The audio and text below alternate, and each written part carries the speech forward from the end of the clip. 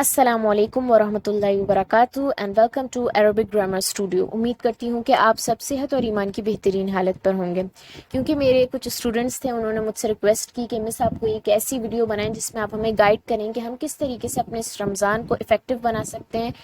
تو میں نے سوچا کہ کیوں نہ ایک ویڈیو بنائی جائے۔ پہلے تو میں بہت کنفیوز ہوئی کہ نہیں بناتی ہوں، کیونکہ میں کوئی اسکالر تو ہوں نہیں، بلکہ آپ سب کی طرح قرآن کی ایک اسٹوڈنٹ ہوں۔ لیکن پھر میرے ذہن میں آیا کہ نہیں، ایک ٹرائی کرنی چاہیے، کیونکہ آپ لوگوں نے ریکویسٹ کی ہے۔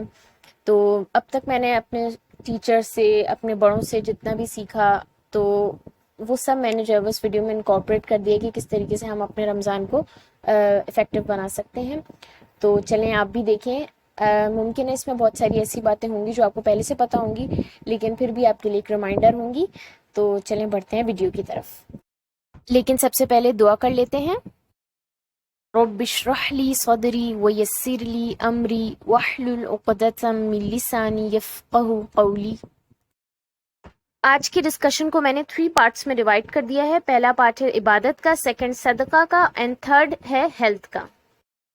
عبادات میں سب سے پہلے ہم تلاوت کی بات کر لیتے ہیں۔ آئی ایم شیور کہ آپ بکثرت تلاوت کرتے ہوں گے قرآن مجید کی رمضان المبارک میں، لیکن اس کے باوجود ہم میں سے کچھ لوگ ایسے بھی ہوتے ہیں جن کا قرآن مکمل نہیں ہو پاتا رمضان المبارک میں۔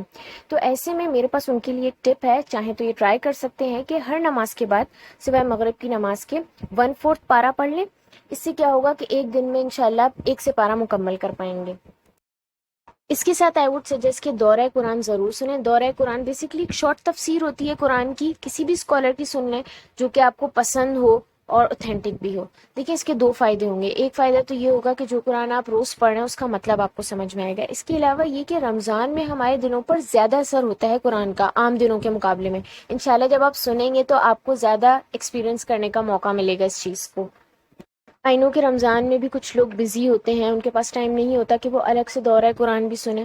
تو دیکھیں دورہ قرآن کے لیے آپ یہ کر سکتے ہیں کہ کام کرنے کے دوران بھی دورہ قرآن سنا جا سکتا ہے۔ جیسے آپ کچن میں کام کر رہے ہوں یا پھر آپ صفائی کر رہے ہوں، تو آپ اس دوران بھی دورہ قرآن سن سکتے ہیں۔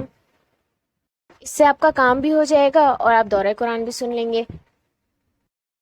اس کے ساتھ کوشش کریں کہ اس رمضان میں آپ حفظ بھی کر لیں۔ دیکھیں آج کل لاک ڈاؤن ہے اور اس کی وجہ سے اسکول، کالجز، یونیورسٹی سب کچھ بند ہے۔ انفیکٹ کچھ لوگ تو آفس کا کام بھی گھر سے ہی کریں، تو ایسے میں یہ پاسبل ہے کہ ہم تھوڑا سا ٹائم اسپیئر کریں اپنا اور حفظ کر لیں۔ دیکھیں آپ کو موٹیویٹ کرنے کے لیے میں یہاں پر ایک حدیث کا مفہوم بھی سنا دیتی ہوں کہ ایک شخص کو جتنی زیادہ آیات یاد ہوں گی اتنا ہی اعلیٰ مقام اسے جنت میں ملے گا۔ تو آپ اس حدیث کو ذہن میں رکھیں اور حفظ کرنا شروع کر دیں۔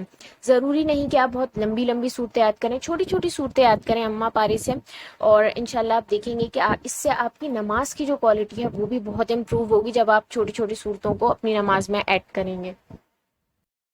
اب ہم ایسا کرتے ہیں کہ تراویح کی بات کر لیتے ہیں۔ دیکھیں آج کل جو سچویشن ہے کرونا وائرس کی وجہ سے، یہ بالکل بھی سیف نہیں کہ ہم گھر سے باہر جا کر تراویح پڑھیں، لیکن اس کا یہ مطلب بھی نہیں کہ ہم تراویح پڑھیں ہی نہ۔ دیکھیں ہم گھر میں بھی تراویح پڑھ سکتے ہیں، اگر گھر میں کوئی امامت کرانے والا ہو تو زیادہ اچھا ہے، لیکن اگر کوئی امامت کرانے والا نہیں ہے تو اس میں ہمیں بالکل بھی پریشان ہونے کی ضرورت نہیں، ہم خود بھی تراویح پڑھ سکتے ہیں۔ اس میں آپ یہ کر سکتے ہیں کہ جو صورتیں آپ حفظ میں یاد کر رہے ہیں وہ آپ تراویح میں بھی پڑھ سکتے ہیں۔ اس سے کیا ہوگا کہ آپ کا قیام بھی لمبا ہو جائے گا اور آپ نے جو صورتیں یاد کی ہیں وہ ریوائز بھی ہو جائیں گی۔ اس کے ساتھ دعائیں بہت زیادہ کرنی ہیں آپ نے۔ سحری کے بعد اور افطار سے پہلے تو دعائیں کرنی ہیں۔ اس کے علاوہ کوشش کریں کہ اکیلے میں بیٹھ کر دعائیں کریں کنسنٹریشن کے ساتھ، کیونکہ غافل دل کی دعا قبول نہیں ہوتی۔ اس طرح دعا کریں جیسے آپ اللہ تعالیٰ سے بات کر رہے ہوں۔ اکثر لوگ سائیکالوجسٹ کو جس طرح اپنے مسائل بیان کر رہے ہوتے ہیں، بالکل اسی طریقے سے آپ اللہ تعالیٰ کو اپنے مسائل بیان کریں، اپنی پریشانیاں بیان کریں۔ اس سے آپ کے اور اللہ تعالیٰ کے درمیان ایک اسٹرانگ بانڈ بنے گا۔ اپنے گناہوں کو یاد کریں اور اس پر استغفار بھی کریں۔ اس کے علاوہ دوسروں کو آپ نے بالکل نہیں بھولنا دعا کرتے رہتے، دوسروں کو بھی دعاؤں میں یاد رکھنا ہے۔ میں آپ کو ایک حدیث کا مفہوم بیان کرتی ہوں، اس سے آپ کو اس بات کی اہمیت کا اندازہ ہوگا کہ جب ہم کسی کے لیے دعا کرتے ہیں تو وہی دعا ہمارے حق میں بھی قبول ہوتی ہے اور فرشتے آمین کرتے ہیں، آمین کہتے ہیں۔ تو اس حدیث کو ذہن میں رکھتے ہوئے آپ بہت بہت دعائیں کریں، دوسروں کے لیے بھی دعائیں کریں، کیونکہ اللہ تعالیٰ کو بہت پسند ہے کہ ہم اپنے لیے اور دوسروں کے لیے دعائیں کریں۔ اس کے ساتھ عربک گرامر کو آپ نے بالکل بھی نہیں چھوڑنا، اس کی بھی پریکٹس کرنی ہے۔ بہت سارے اسٹوڈنٹس پریشان ہوتے ہیں کہ ہم عربک گرامر کو کس طریقے سے مینیج کریں، تو دیکھیں یہ بھی آپ کی پڑھائی کا حصہ ہے۔ کوشش کریں کہ تھوڑا سا ٹائم عربک گرامر کے لیے بھی آپ رکھیں۔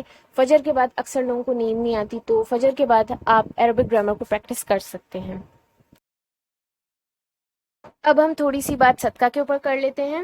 سب سے پہلے میں یہاں پر ایک بات کلیئر کرنا چاہتی ہوں کہ صدقہ کا مطلب کیا ہوتا ہے۔ دیکھیں بہت سارے لوگ سمجھتے ہیں کہ صدقہ جو ہے وہ بھیک ہے خدا نخواستہ، تو دیکھیں ایسا بالکل نہیں ہے۔ صدقہ بیسیکلی ایک ہیلپ ہوتی ہے، ایک گفٹ ہوتا ہے۔ میں آپ کو احادیث کی روشنی میں اس کا مطلب سمجھاتی ہوں۔ دیکھیں آپ نے اکثر سنا ہوگا کہ احادیث کا مفہوم ہوتا ہے کہ مسکرانا بھی صدقہ ہے۔ اس کے علاوہ اگر شوہر اپنی بیوی کو ایک بائٹ بھی کھلاتا ہے، ایک لقمہ بھی کھلاتا ہے، تو وہ بھی صدقہ ہے۔ تو دیکھیں آپ کو اس حدیث سے یہ بات واضح ہو رہی ہوگی کہ صدقہ کوئی بری چیز یا بھیک نہیں ہے۔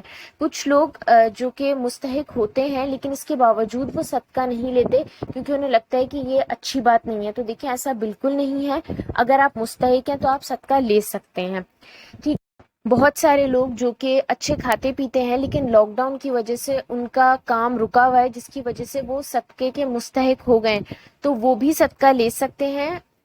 اس میں کوئی بھی بری بات یا قباحت نہیں ہے۔ اس وقت ہمارا بھی فرض بنتا ہے کہ ہم آگے بڑھیں اور لوگوں کی مدد کریں۔ دیکھیں یہ آزمائش کا وقت تو ہے ہی، لیکن یہ نیکیاں کمانے کا بھی وقت ہے۔ اس مشکل وقت میں ہم جتنی زیادہ نیکیاں کریں گے، اللہ تعالیٰ کے یہاں ہمارا درجہ اتنا ہی زیادہ بڑھ جائے گا۔ ہمیں چاہیے کہ ہم مستحق لوگوں کو ڈھونڈیں جو کہ ویلفیئر آرگنائزیشنز کو ایکسس نہیں کر سکتے، اور ان کی ہیلپ کریں، انہیں راشن دیں اور دوسری جو ضرورت کی چیزیں ہوتے ہیں انہیں وہ فراہم کریں۔ کیونکہ دیکھیں اگر اس مشکل وقت میں ہم کسی کی زندگی میں خوشیاں لے کر آئیں گے تو اللہ تعالیٰ ہم سے راضی ہوگا، یہ جنت کمانے کا ایک ذریعہ ہے۔ تو یہ بہت ہی زیادہ سیریس بات ہے، اس پر ہمیں غور کرنا چاہیے، اور یہ نیکی کمانے کا خاص موقع ہے، تو اس میں ہمیں الرٹ ہونا چاہیے اور آگے بڑھ کر نیکی کرنی چاہیے۔ اور یہ ہرگز نہ سوچیں کہ آپ کے مال میں کمی آ جائے گی صدقہ کرنے سے، بلکہ آپ یہ سمجھیے کہ آخرت کے لیے آپ کی انویسٹمنٹ ہے۔ اس کے علاوہ اکثر رمضان میں ہمارے ساتھ ہوتا ہے کہ ہم گرمی اور بھوک کی وجہ سے بہت زیادہ غصہ کرتے ہیں چھوٹی چھوٹی باتوں پر، یا امپیشنٹ ہو جاتے ہیں۔ تو دیکھیں ہمیں ایسے رویے پر بھی صبر کرنا ہے، اللہ تعالیٰ کی رضا کے لیے درگزر کرنا ہے۔ اس کے علاوہ ہمارے گھر میں اگر ہمیں ایسا لگ رہا ہے کہ کوئی ایسا فرد ہے جس کے اوپر کام کا زیادہ لوڈ ہے، یا ہماری میٹ پہ کام کا زیادہ لوڈ ہے، تو ہمیں چاہیے کہ ہم ان کا جو لوڈ ہے، ورک لوڈ ہے، ان کے ساتھ شیئر کریں۔ اس کے علاوہ ہمیں دوسروں کو معاف بھی بہت زیادہ کرنا ہے، کیونکہ دیکھیں ہم اگر کسی اور کو معاف کریں گے تو اللہ تعالیٰ ہمیں معاف کرے گا۔ اب ایسا کرتے ہیں تھوڑی سی ہیلتھ پر بھی بات کر لیتے ہیں۔ دیکھیں اگر آپ ہیلدی رہیں گے تبھی آپ اچھے سے عبادت بھی کر سکتے ہیں، اس لیے کوشش کریں کہ آپ ہیلدی چیزیں کھائیں رمضان میں۔ خاص طور سے افطار پر کوشش کریں کہ آپ بہت زیادہ ہیوی یا آئلی چیزیں نہ کھائیں، بلکہ فروٹس کھائیں، فریش جوسز پئیں، اور آئلی چیزیں ایک دم کٹ ڈاؤن کر دیں۔ ہاں یہ کر سکتے ہیں کہ ڈنر میں آپ چاہیں تو تھوڑی سی اپنے پسند کی چیزیں کھا لیں، لیکن افطار میں کوشش کریں کہ نہ کھائیں، کیونکہ دیکھیں اگر آپ افطار ہیوی کریں گے تو اس سے آپ کی طبیعت بوجھل ہو جائے گی، اور یہ میرا پرسنل ایکسپیرینس ہے، تو اس لیے میں نے سوچا کہ میں اسے آپ کے ساتھ شیئر کروں۔ اور اگر مینیجبل ہو آپ کے لیے تو تھوڑی سی ایکسرسائز بھی کر لیں، اس سے آپ تھرو آؤٹ ایکٹیو رہیں گے۔ اس کے علاوہ بے حد ضروری ہے کہ آپ پراپر سلیپ لیں۔ رمضان میں اکثر ہمارا شیڈیول تھوڑا سا خراب ہو جاتا ہے، ہم پراپرلی سو نہیں پاتے، لیکن ہمیں اس چیز کو میک شور کرنا ہے کہ ہم پراپرلی سوئیں، کیونکہ اس سے ہمارا امیونٹی لیول بوسٹ ہوگا، اور انشاءاللہ اس سے ہمیں ہیلپ ہوگی کہ ہم مختلف ڈینجرس ڈیزیزز جیسے کرونا وائرس ان سے بچ سکیں۔ اس کے ساتھ ہمیں صفائی کا بھی خاص خیال رکھنا ہے، کیونکہ صفائی نفس ایمان ہے، اور آج کل تو صفائی رکھنا زیادہ اہم ہو گیا ہے۔ So stay clean and stay safe.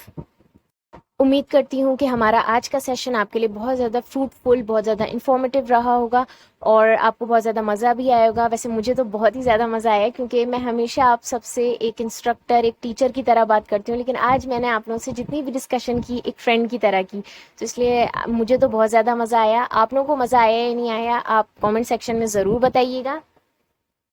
اس دعا کے ساتھ ہم اپنا آج کا یہ سیشن اینڈ کرتے ہیں کہ ہمارا یہ رمضان پچھلے رمضان سے زیادہ اچھا ہو، اور ہم اپنی عبادات میں خلوص لا سکیں اور دکھاوے سے بچ سکیں۔ سبحانک اللہم و بحمدک، اشہد ان لا الہ الا انت، استغفرک و اتوب الیک۔ السلام علیکم ورحمۃ اللہ وبرکاتہ۔